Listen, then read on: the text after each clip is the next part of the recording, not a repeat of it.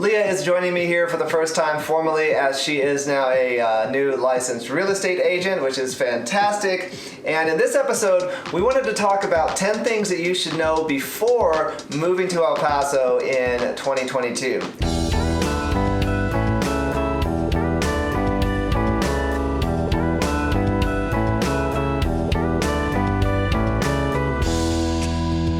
So, what do we got for number one? Number one is language. Do you need to speak Spanish in order to live here?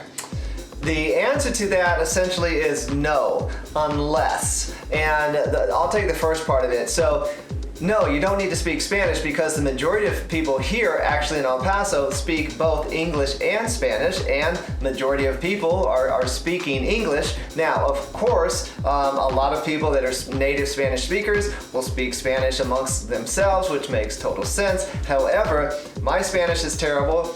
Leah's Spanish is not very good as either, and so we haven't really had a problem with the language at all. But the but is, if you're working in the service industry, healthcare, there are some people who don't speak that great of English, or they speak English well enough to get by, but it's not what they're comfortable speaking. And so the service industry, healthcare, I'm sure there's other industries too, those type of industries, being bilingual is a true asset here in our community.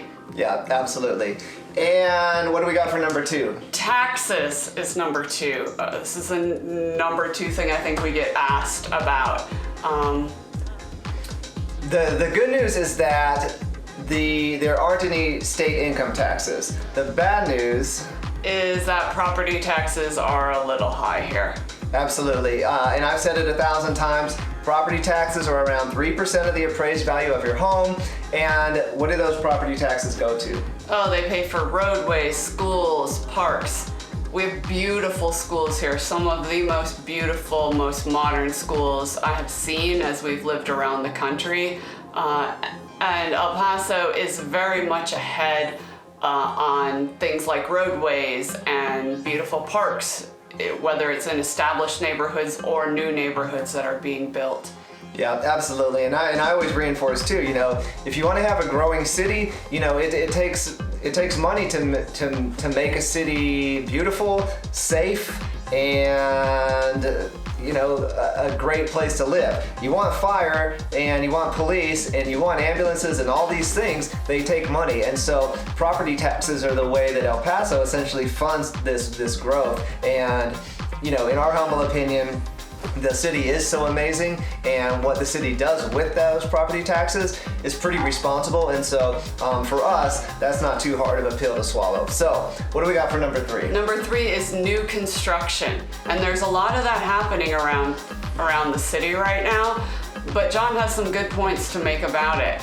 Yeah, there's definitely a lot of new construction in the works, but what you need to know if you're moving to El Paso this year is that builders are still behind, right? Between COVID, between supply shortages, between labor issues, any new construction home that you get under contract on now, that home is probably not gonna be completed in 8 to 12 months. And if you've got the time to wait, that's awesome. The problem is that interest rates are rising. We've got a video right here about that specific point, but with interest rates rising, you're not going to lock in your rate for this new home right now. You're going to lock your interest rate in when the time it comes for you to actually pay for the home when it's completed. And by that time, chances are interest rates have potentially gone up a percentage point, which is going to have a significant financial impact on you. So, new construction is awesome, everybody loves it, but right now you need to be able to wait about 8 to 12 months, and you need to anticipate increasing interest rates and how that's going to affect your purchase.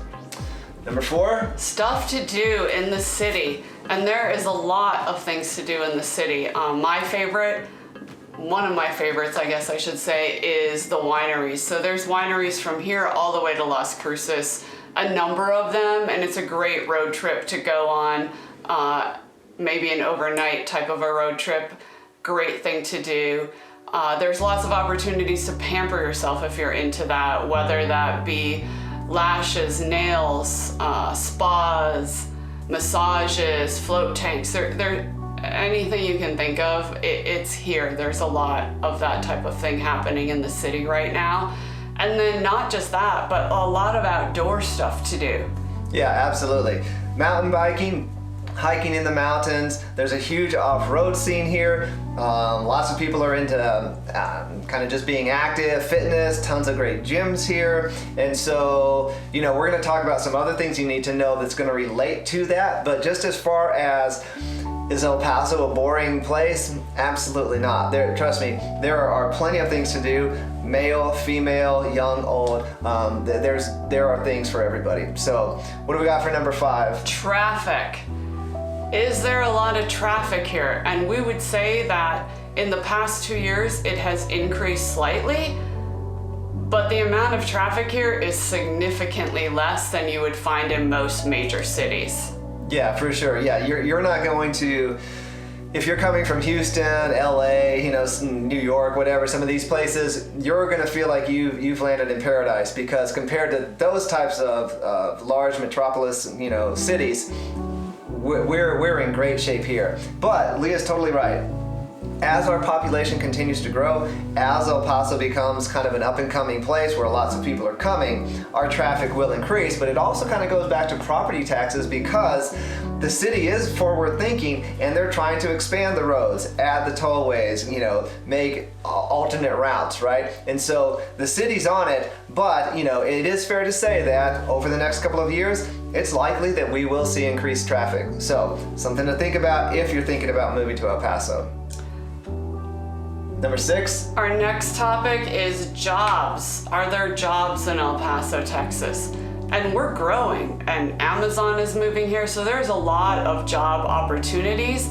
Now, if you're talking about unskilled jobs, the competition is pretty steep. Yeah, for sure. Unskilled labor, like getting a job at McDonald's or, a minimum wage job at Walmart or something like that, that's tricky because minimum wage is pretty low here in Texas, and there are a lot of people that are willing to do those minimum wage jobs. And so you're not only going to be making a low wage, but you're going to be competing for those jobs with other people who are probably bilingual. Yeah, that's a possibility as well. But what about more skilled labor? Skilled labor, the job market is growing significantly as the community grows. So doctors, lawyers, nurses, leadership roles, all of those things are growing significantly. And coming from a healthcare background, I can tell you nurses, it pays exceptionally well in El Paso, Texas. So the job market is good. It's great, depending on what your job is that you're looking for. Yeah, absolutely. And as these new employers start to enter our space, whether it's Amazon, we've heard about Blue Origin coming to Texas, as these employers start to potentially make the move to Texas, that's only a good thing for the job outlook for El Paso. So, next. For sure. The next topic is dining. Is there good restaurants in El Paso? And yes, there are some great restaurants in El Paso. Not just tacos. The tacos are amazing here, and everyone wants to try tacos when they come to town the first time. But there's also some amazing fine dining opportunities, downtown especially, but also on both the east and west side. Yeah, absolutely. We live over on the west side. We have some of our favorite restaurants that we go to all the time. We're constricted with a couple of food allergy situations, and we've been able to find restaurants that can cater to those no problem. Same thing on the east side. Tons of cool hip new places coming up. Also, not to mention, it doesn't classify as fine dining. We've got a pretty raging little food truck scene. So as far as food goes, we just had 2 restaurants, I believe, that made the top 100 in the country. Yes. Which is unbelievable. So little old El Paso is doing pretty good. And as more people come to the city, I imagine our level of cuisine will rise accordingly. So that's awesome. Yeah, and I'm going to give a plug for the winery scene again, and that one of our wineries in Las Cruces, about 30-40 minutes from here, also made that top 50, I believe, of the wineries in the country. So there's some great dining. There's a restaurant there as well to be had in the city. Yeah, that's awesome. And kind of, piggybacking on top of that, if you're a younger person or just an old person who likes to party, one thing that you might want to know before you move to El Paso is, well, is there any nightlife? Like, what's the scene like here? And when I was doing research for this channel when we started a couple years ago, the average median age in El Paso was like low 30s. So we've got a pretty young demographic, right? So what would you say about nightlife?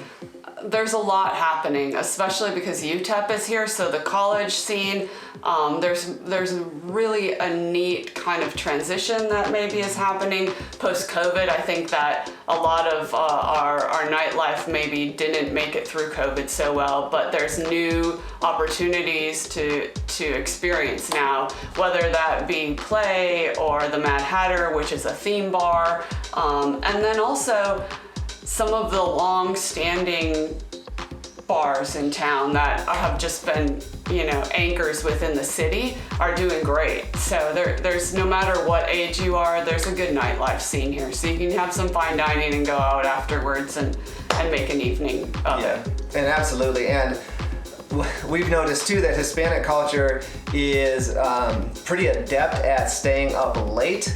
Much better than we are. Much better than we are. So, like, this isn't some sleepy town where you're going to go out on a Friday night and it's going to be dead. You're going to go out on a Friday night and it's going to pick up and it's going to go pretty hard, pretty late. So we love that. We might not be able to hang in there with that scene, but you should know, especially if you're younger, that scene exists, and there's a lot of frolicking and socializing happening in the city. Definitely, and the nightlife is pretty cool too. There's a number of bars that are indoor, outdoor, rooftop dancing, live music, downstairs with garage doors open, so you can get your winter clothes on, which we're speaking of, as you can see, turtleneck. It's been chilly this week. This is probably the chilly. We actually had snow here in the first week of February, so you can bundle up and go downtown and stay relatively warm, but have an indoor-outdoor experience for the evening. Yeah, absolutely. And quick plug: as a musician, there's a good live music scene here as well.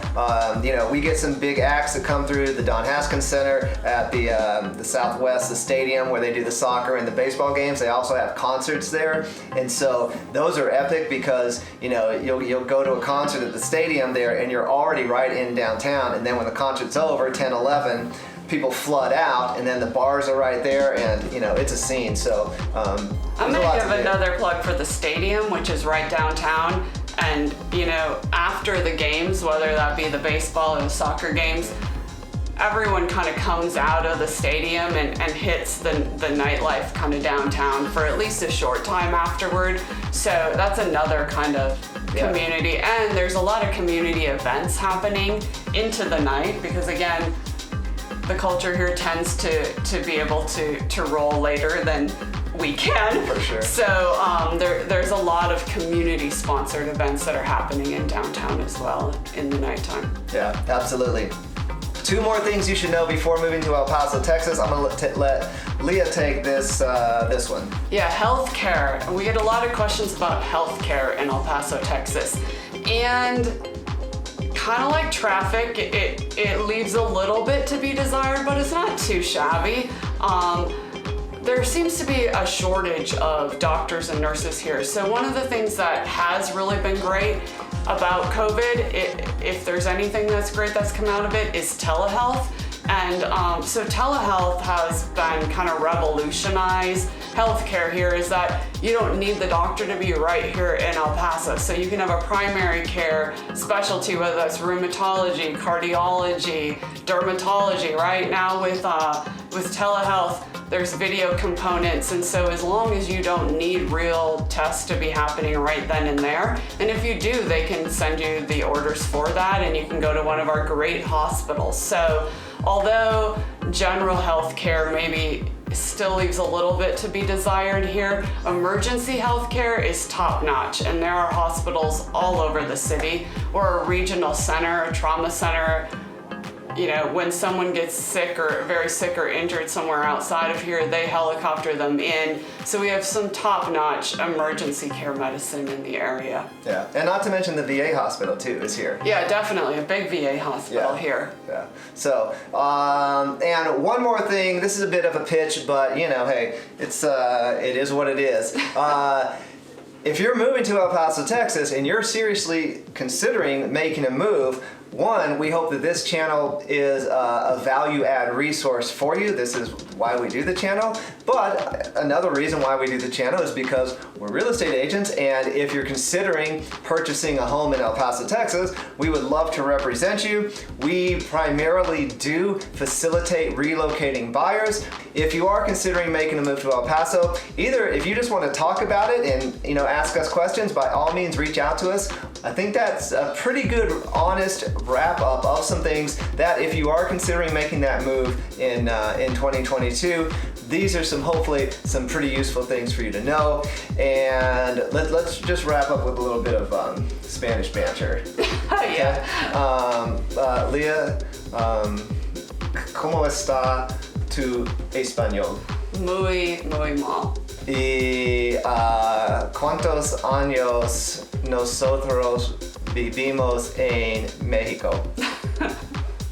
Yo no sé. So, if we can get by in El Paso with this level of Spanish speaking, anybody can. So anyway, in all seriousness, we hope that you are all doing very, very well, and we will see you next time.